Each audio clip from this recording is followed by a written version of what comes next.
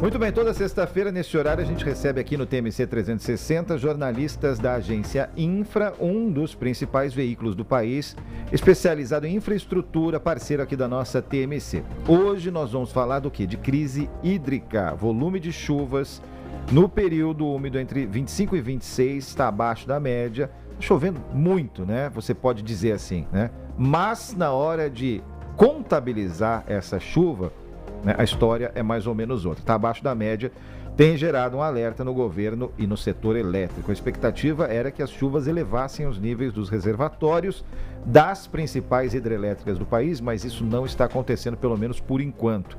E a gente vai conversar com a repórter da agência Infra, a Marisa Van Zeller. Falei certo? Para falar mais sobre o tema. Muito bom dia para você, Marisa. Bom dia, Felipe. Bom dia, Joana. Bom dia. Sim, então, a situação ela está sendo um pouco frustrante para os especialistas, porque, de forma geral, o setor elétrico ele conta com esse período úmido que começou ali em outubro de 2025, mais ou menos, e deve se estender até abril de 2026, para elevar os níveis dos reservatórios nas regiões onde estão localizadas as principais hidrelétricas do país, que são ali no centro-oeste e sudeste. Só que o volume não está sendo suficiente para elevar esses níveis, o que causa uma certa preocupação. Mesmo que você tenha ali tido 2 episódios mais intensos que contribuíram, eles não atenderam a expectativa do setor. Você teve ali registrado 2 chuvas intensas, que foi em dezembro e em janeiro. E somado a isso, o cenário de preocupação, ele também conta com uma perspectiva de formação do fenômeno El Niño nesse ano, ele um pouco mais para frente. Acontece que esse fenômeno ele eleva a temperatura do país e, consequentemente, o consumo de energia, porque as pessoas vão ligar ar-condicionado, elas vão consumir mais energia em decorrência desse aumento de temperatura.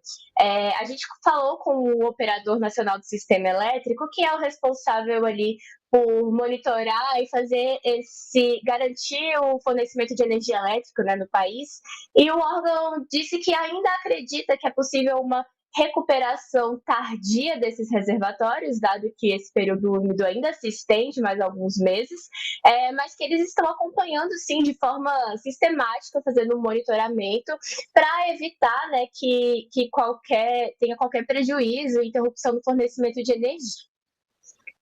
E falando sobre preço, porque dá para evitar a interrupção, né, do fornecimento da energia, a gente ainda vê esse cenário, né? Mas dá para evitar um impacto no preço da energia, esse momento, assim, com esse cenário?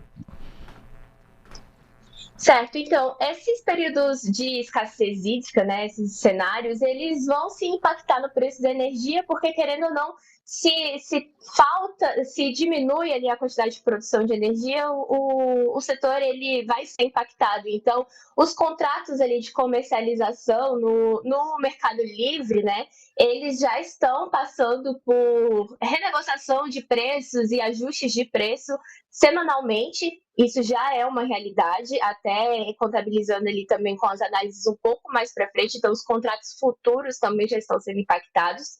E já no mercado regulado, que são os consumidores como nós, nas nossas residências, que temos o abastecimento de energia pela distribuidora de energia elétrica, a gente pode sim esperar que tenha um impacto com o acionamento de bandeiras tarifárias, que são taxas, digamos assim, que a Agência Nacional de Energia Elétrica ela vai colocar ali na nossa conta de luz em cima do nosso consumo. E essas bandeiras, elas sinalizam que é um sinal de preço para o consumidor tentar reduzir um pouco do seu consumo, tendo em vista a escassez hídrica que pode levar à escassez de energia.